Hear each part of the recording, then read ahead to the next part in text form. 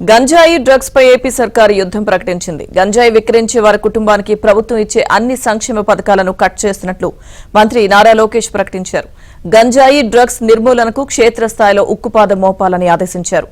Narcotics నియంత్రణపై cabinet sub committee భేటీల్లో మంత్రి నారా లోకేష్ పాల్గొన్నారు.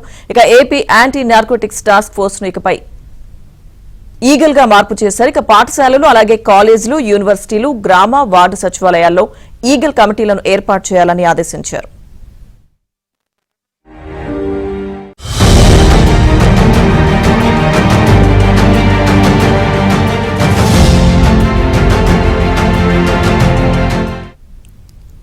గంజాయి విక్రయించే వారిపై కఠిన చర్యలకు ఏపీ సర్కార్ సిద్దమవుతుంది. పూర్తి అప్డేట్స్ మా ప్రతినిధి సత్యాన్ని అడిగి తెలుసుకుందాం. సత్య, గంజాయి డ్రగ్స్ పై ఉక్కుపాదం మోపేందుకు ఏపీ సర్కార్ సమాయత్తమవుతుంది. దీనిలో భాగంగా ఈ రోజు 3వ మంత్రివర్గ ఉపసంఘ సమావేశాన్ని సచివాలయం వేదికగా 5వ బ్లాక్ లో నిర్వహించారు. దీనిలో ప్రధానంగా ఈ అంశంపైన గంజాయి ఇతర అంశాలపైన ఖచ్చితంగా యుద్ధమే చేయాలని రాష్ట్ర ప్రభుత్వం తరఫున, ఎందుకంటే దీనివల్ల యువత చాలా వరకు చెడిపోతున్న పరిస్థితి ఉందనే అభిప్రాయాన్ని అయితే మంత్రివర్గ ఉపసంఘం వ్యక్తం చేసింది. దీనిలో భాగంగా ఇకపైన ఎవరైతే గంజాయి లేదా డ్రగ్స్ లాంటివి అమ్మకాలు చేస్తారో వాళ్ళ కుటుంబాలకు సంక్షేమాన్ని కట్ చేయాలని కీలక నిర్ణయం తీసుకున్నారు.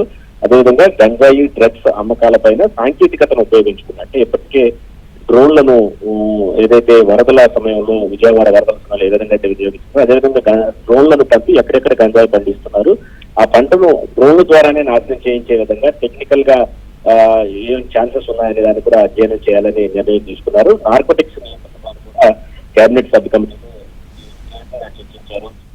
AP anti narcotics task force ఏదైతే ముఖ్యమంత్రి స్వయంగా ఆ పేరును సూచించారు, దీనికి సంబంధించి ఈగల్ గా దీన్ని నామకరణం చేయడం జరిగింది. దీంతో పాటు ఈ డ్రగ్స్ కల్చర్ పాఠశాలల స్థాయి నుంచి కాలేజీల స్థాయి నుంచే ప్రారంభమవుతున్న నేపథ్యంలో పాఠశాలల్లోనూ కాలేజీల్లోనూ అదేవిధంగా యూనివర్సిటీల్లోనూ గ్రామవార్డు సచివాలయాల్లో కూడా ఈ ఈగల్ కమిటీలు ఏర్పాటు చేసి వీరి ద్వారా ఎప్పటికప్పుడు అవగాహన కల్పించడం, విద్యార్థుల్లో ఈ కల్చర్ అలవాటు పడకుండా తమ జాగ్రత్తలు తీసుకోవడం, అదే పెడలర్స్ ఎవరైతే ఉన్నారో వీటిని అందుబాటులోకి తెచ్చేవారు వారి విషయంలో కఠినంగా వ్యవహరించడం, ఖండించే వాళ్ళ విషయంలో కూడా కఠినంగా వ్యవహరించడంతో పాటు గిరిజనులకు అవసరమైనటువంటి ప్రచారాలు ఏర్పడినట్టు ఆ పంటకు బదులుగా వేరే పంట వేసుకోవడం విత్తనాలు కావచ్చు, అదేవిధంగా ఇతర అన్ని సదుపాయాలు కల్పించే అంశం పైన కూడా గిరిజన సంక్షేమ శాఖకు కూడా సహకారం అందించాలని ఈ రోజు జరిగిన కీలక సమావేశంలో నిర్ణయం తీసుకున్నారు. Right, thank you Satya.